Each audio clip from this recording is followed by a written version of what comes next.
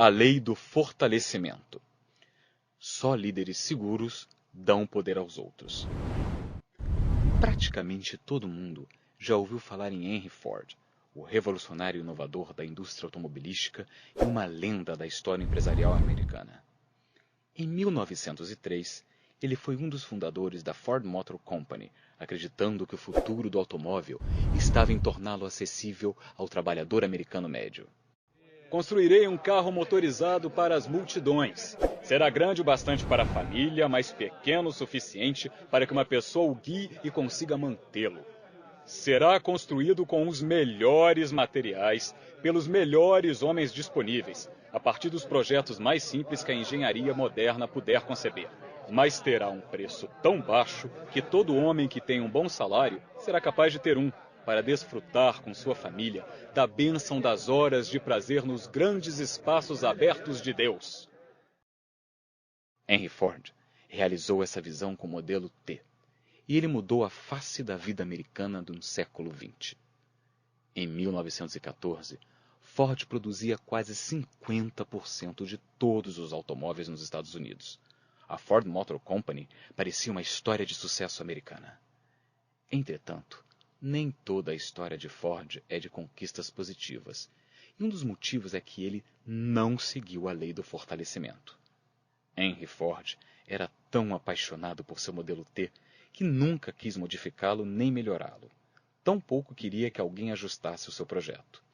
Certo dia, quando um grupo de seus projetistas o surpreendeu, dando a ele um protótipo de um modelo melhorado, Ford, furioso, arrancou as portas das dobradiças e destruiu o carro com as próprias mãos.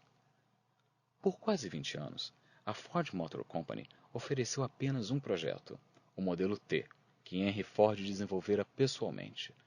Apenas em 1927, ele, a contragosto, finalmente concordou em oferecer ao público um novo carro. A empresa produziu o modelo A, mas era inacreditavelmente inferior a seus concorrentes em inovações técnicas. Apesar de sua liderança inicial e da incrível vantagem sobre os concorrentes, a Ford continuou a perder fatias do mercado. Em 1921, passou a deter apenas 28% desse mercado, pouco mais da metade do que produzia 17 anos antes. Henry Ford era a antítese do líder fortalecedor. Ele sempre enfraquecia seus líderes e os vigiava de perto. Ele chegou a criar um departamento de sociologia na Ford Motor Company para avaliar seus funcionários e para conduzir a vida particular deles. Com o passar do tempo, tornou-se cada vez mais excêntrico. Certa vez, entrou no escritório de contabilidade e arremessou os livros da empresa na rua aos berros.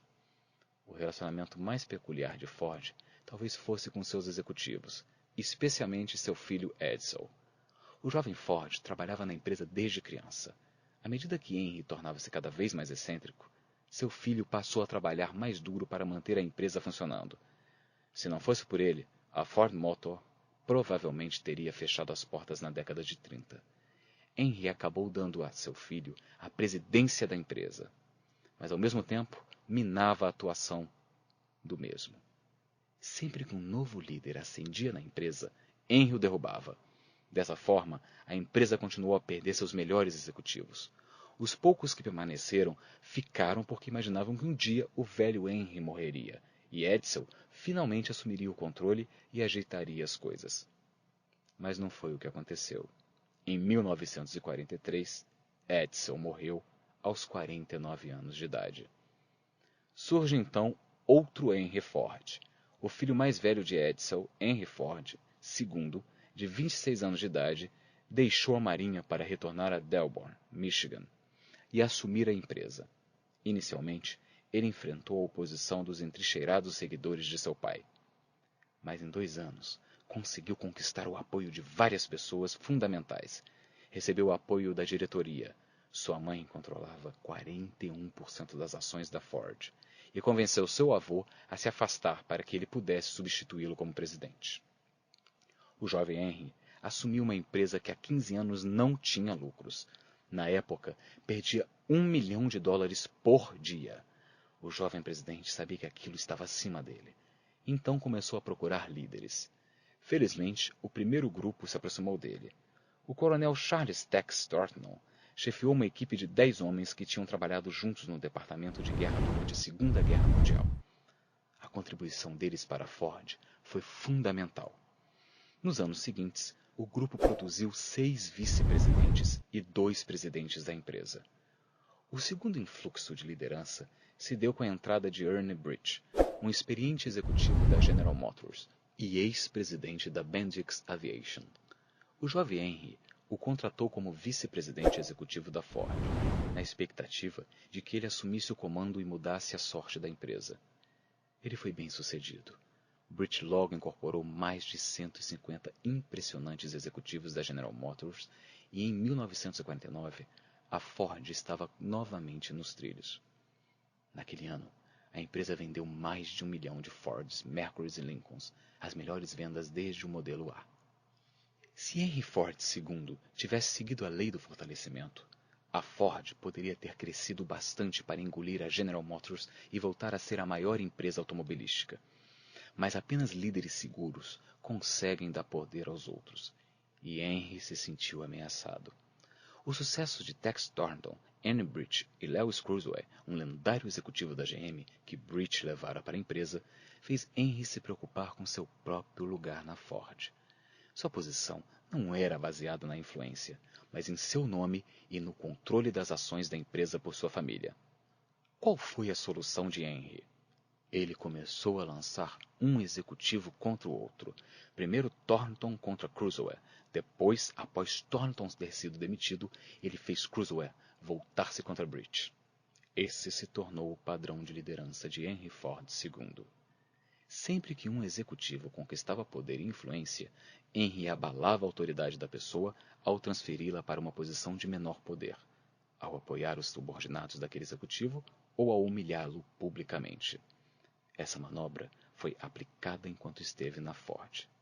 Lee Iacocca, um ex-presidente da empresa, comentou que Henry tinha o péssimo hábito de se livrar de líderes fortes. Iacocca diz que certa vez Henry Ford II descreveu sua filosofia de liderança a ele anos antes de o próprio Iacocca se tornar seu alvo. Prestem bem atenção no que Ford disse. Se um camarada trabalha para você, não o deixe confortável demais. Não permita que ele se sinta à vontade e faça as coisas do jeito dele. Sempre faça o oposto do que ele espera. Faça com que o seu pessoal sempre se sinta ansioso e inseguro. Os dois Henry Ford foram incapazes de viver segundo a lei do fortalecimento. Em vez de identificar líderes, formá-los, dar a eles recursos, autoridade e responsabilidade e depois deixá-los livres para conseguir resultados, eles encorajavam e depois minavam seus melhores funcionários. A insegurança desses homens impossibilitou que eles dessem poder aos outros. Por fim, isso minou sua liderança pessoal potencial, criou problemas na vida das pessoas ao redor deles e prejudicou a organização. Se líderes querem ter sucesso, precisam estar dispostos a fortalecer os outros. Eu gosto do modo como o presidente Theodore Roosevelt definiu esse aspecto. O melhor executivo é aquele que tem bastante noção a ponto de escolher os melhores homens para fazer o que ele quer que seja feito e que tem bastante contenção a ponto de evitar interferir no trabalho deles enquanto eles o realizam. Para liderar os outros bem, precisamos ajudá-los a atingir seu potencial. Isso significa estar ao lado deles, encorajá-los, dar a eles poder e ajudá-los a alcançar o sucesso. Não é bem o que normalmente vem à nossa mente quando pensamos em liderança. Quais são os 2 jogos de liderança que aprendemos quando crianças? Já ouviram falar no Rei do Pedaço e em Siga o Líder? Pois é. Qual é o objetivo do Rei do Pedaço? Derrubar as outras pessoas para que você possa ser o líder. E do Siga o Líder? Você faz coisas que sabe que seus seguidores não conseguem para se distinguir deles e para parecer mais poderoso. O problema com esses jogos é que para vencer, você precisa fazer todas as outras pessoas perderem. Os jogos são baseados em insegurança, o oposto do modo de criar líderes. Quando viajo para países em desenvolvimento, torno-me especialmente consciente de como a ideia de fortalecimento pode parecer estranha a líderes emergentes. Em culturas nas quais você tem de lutar para se tornar algo, muitas vezes a ideia predominante é a de que você precisa combater os outros para sustentar sua liderança. Mas isso reflete uma limitação. A verdade é que se transferir para os outros uma parte do seu poder, ainda deterá muito desse poder. Quando ensino a lei do fortalecimento em países emergentes, peço com frequência a colaboração de um voluntário para que possa mostrar visualmente o que acontece quando um líder insiste em rebaixar as pessoas em vez de elevá-las. Peço ao voluntário para ficar na minha frente e coloco as mãos em seus ombros. A seguir, começo a empurrá-lo para baixo. Quanto mais baixo tento empurrá-lo, mais tenho de me curvar para conseguir meu intento. Enquanto o empurro para baixo, tenho de me abaixar. O mesmo acontece na liderança. Para manter as pessoas embaixo, você precisa descer com elas. E quando faz isso, você perde o poder de elevar os outros. Liderar bem não é se enriquecer, é fortalecer os outros. Os estudiosos de liderança, Lynn McFarland, Larry Sen e John Childress, afirmam que um modelo de fortalecimento de liderança muda o foco de poder de posição para poder pessoal, em que todas as pessoas recebem papéis de liderança de modo que possam contribuir com plena capacidade. Só pessoas fortalecidas conseguem atingir seu potencial. Quando um líder não quer ou não pode fortalecer os outros, ele cria na organização barreiras que os seguidores não conseguem superar. Se as barreiras permanecem por tempo demais, as pessoas desistem e param de tentar, ou partem para outra organização na qual possam maximizar seu potencial. Quando os líderes fracassam em fortalecer os outros, isso normalmente se deve a 3 razões principais: desejo de segurança no emprego, resistência a mudanças e falta de autoestima. Vamos analisá-las? O desejo de segurança no emprego, reflexo do medo de perder o que temos, é o principal inimigo do fortalecimento. Líderes fracos temem que, se ajudarem os subordinados, eles mesmos podem se tornar dispensáveis. Mas a verdade é que a única forma de se tornar indispensável é quando você se tornar dispensável. Em outras palavras, se você é capaz de fortalecer os outros continuamente e ajudá-los a se desenvolver de modo que se tornem capazes de assumir seu posto, você se torna tão valioso para a organização a ponto de se tornar indispensável. Esse é o paradoxo da lei do fortalecimento. Você talvez se pergunte: e se eu perdesse o meu emprego por fortalecer os outros e meus superiores não reconhecessem minha contribuição? Isso pode acontecer a curto prazo. Mas se você continua a criar e a fortalecer líderes, desenvolverá um padrão de realização, de excelência e de liderança que será reconhecido e recompensado. Se as equipes que você lidera sempre parecem ter sucesso, as pessoas descobrirão que você as lidera bem. A resistência à mudança faz parte da natureza do homem. John Steinbeck, escritor ganhador do Prêmio Nobel, afirmou que à medida que envelhece, é da natureza do homem protestar contra as mudanças, especialmente as mudanças para melhor. Só que, por sua própria natureza, o fortalecimento produz mudanças constantes, porque encoraja as pessoas a crescer e a inovar. A mudança é o preço do progresso. Nem sempre é fácil conviver com isso. A maioria das pessoas não gosta de mudanças. Esse é um fato. Mas uma das principais responsabilidades dos líderes é constantemente melhorar suas organizações.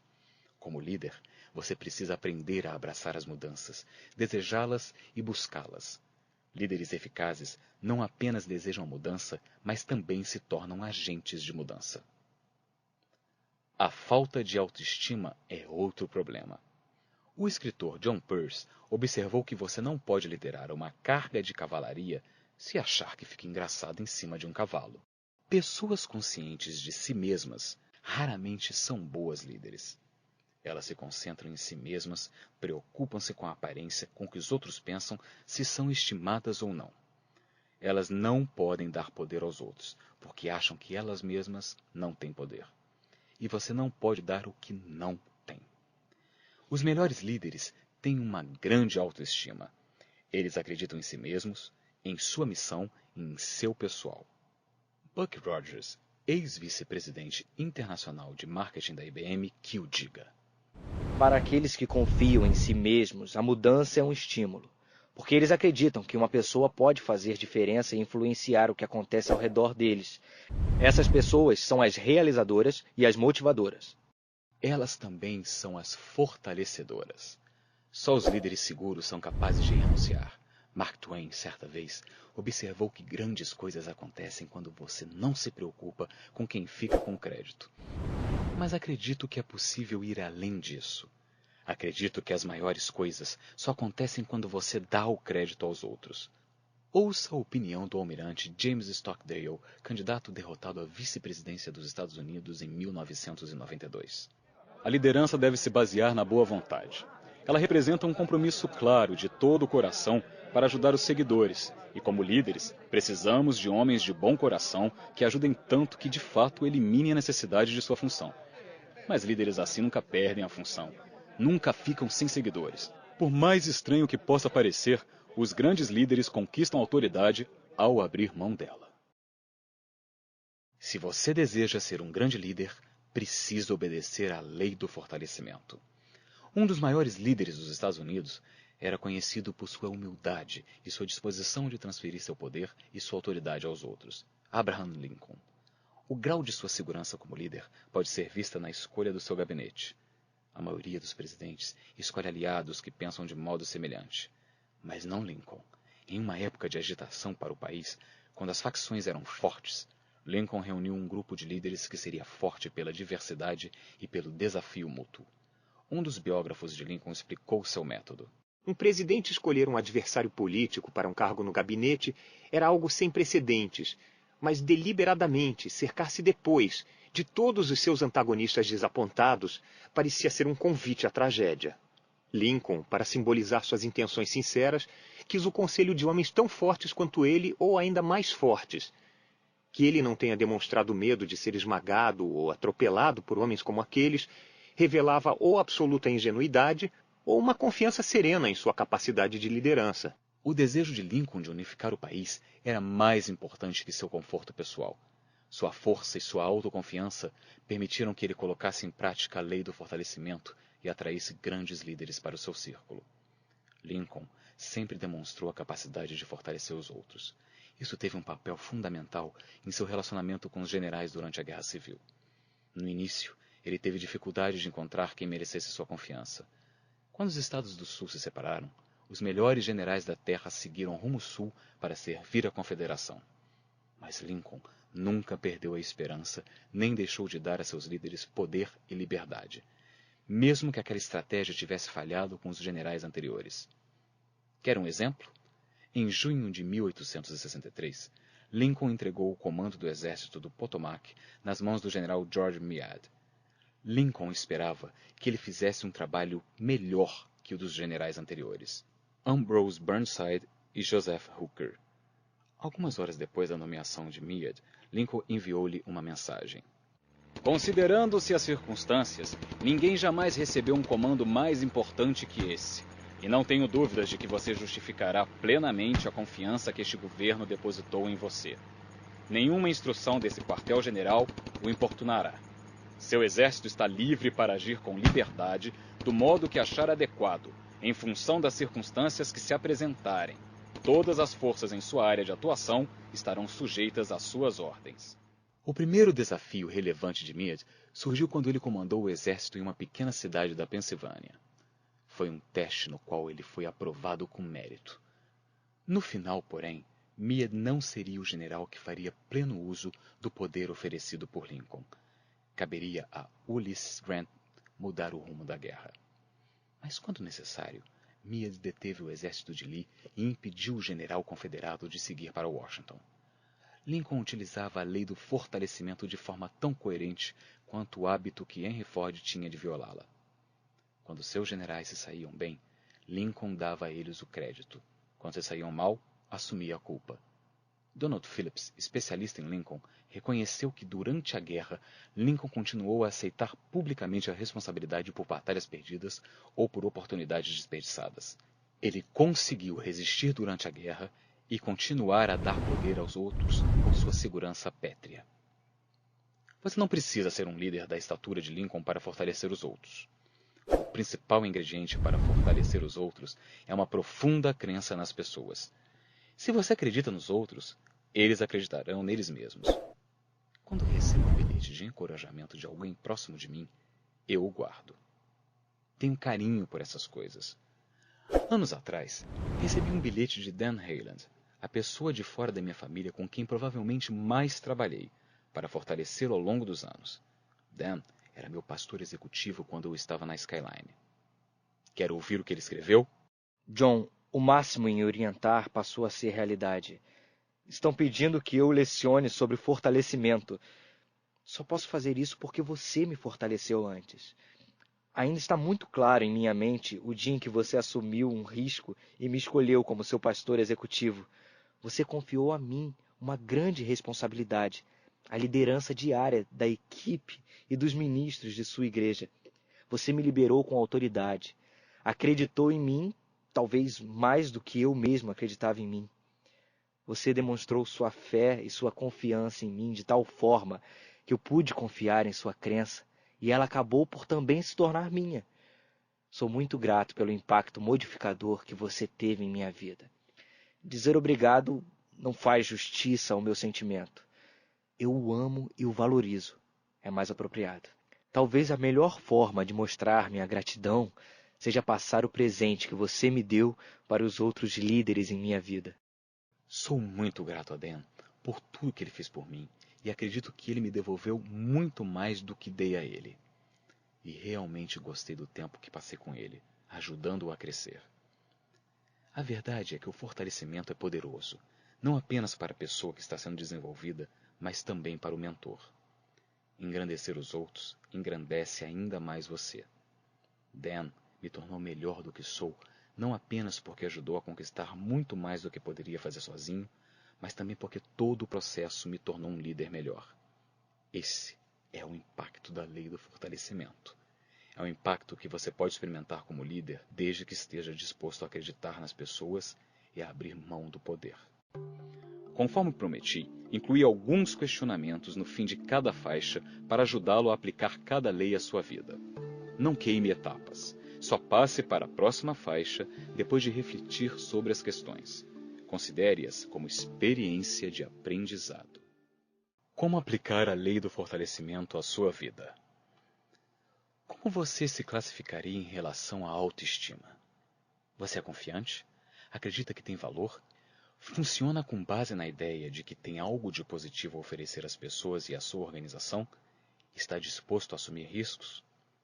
Se você se considera fraco na área de segurança, terá problemas com a lei do fortalecimento. Precisará tomar medidas práticas para agregar valor a si mesmo ou para descobrir por que a sua autoestima é tão baixa. Você é uma pessoa que acredita nos outros? Faça uma relação das pessoas que trabalham para você. Se forem muitas, escreva apenas os nomes daquelas mais próximas de você. Em seguida, avalie o potencial de cada pessoa, não a capacidade atual, em uma escala de 1 a 10. Se os números forem baixos, então sua crença nas pessoas provavelmente não é muito alta. Até modificar isso, terá dificuldade em fortalecer os outros. Comece a se concentrar nas qualidades e características positivas das pessoas. Procure os pontos mais fortes delas e imagine como elas poderiam utilizar esses pontos mais fortes para fazer conquistas relevantes. Imagine os indivíduos em que elas poderiam se tornar caso usassem ao máximo seus dons e suas oportunidades. Assim, ajude-as a conseguir isso. Se sua tendência natural é conquistar o poder e se aferrar a ele, precisará experimentar uma mudança de paradigma para se tornar um líder fortalecedor. Comece a escolher as melhores pessoas e as colocar no caminho do sucesso. Treine-as, dê-lhes recursos e ajude-as a estabelecer metas realizáveis que ajudem você e a organização. Depois, entregue a elas a responsabilidade e a autoridade para seguir em frente. E se inicialmente elas fracassarem, ajude-as a continuar tentando até que sejam bem-sucedidas. Quando você experimentar o prazer e a eficácia organizacional de fortalecer os outros, abrir mão do seu poder passará a ser algo muito gratificante e certamente você adotará essa prática. Bom, meu irmão, se você chegou até aqui nesse vídeo, eu quero te fazer uma pergunta. Alguma vez você já foi convidado para pregar e você ficou perdido sem saber como se preparar, como preparar o seu sermão? Ou de repente você até escolheu o texto, você orou, né? E escolheu o texto, mas depois, quando você ficou diante do papel, você ficou travado, sem conseguir ali desenvolver e organizar as ideias para te ajudar no momento que você estivesse na frente da igreja para entregar o seu sermão? Se alguma vez já aconteceu isso com você, eu quero convidar você a participar do meu curso chamado Curso Cartilha do Pregador. É um treinamento online para capacitar você, para te oferecer ferramentas para a construção do seu sermão ou do seu estudo bíblico. E não só isso, não. Você vai aprender essas ferramentas e você vai aprender a como apresentar o seu sermão com muito mais desenvoltura para os seus ouvintes. Se você também se interessa por isso e você quer se aperfeiçoar para realizar o seu ministério com ainda mais excelência, clica no link abaixo desse vídeo aqui na descrição e eu te vejo na nossa primeira aula. Um grande abraço e que Deus te abençoe.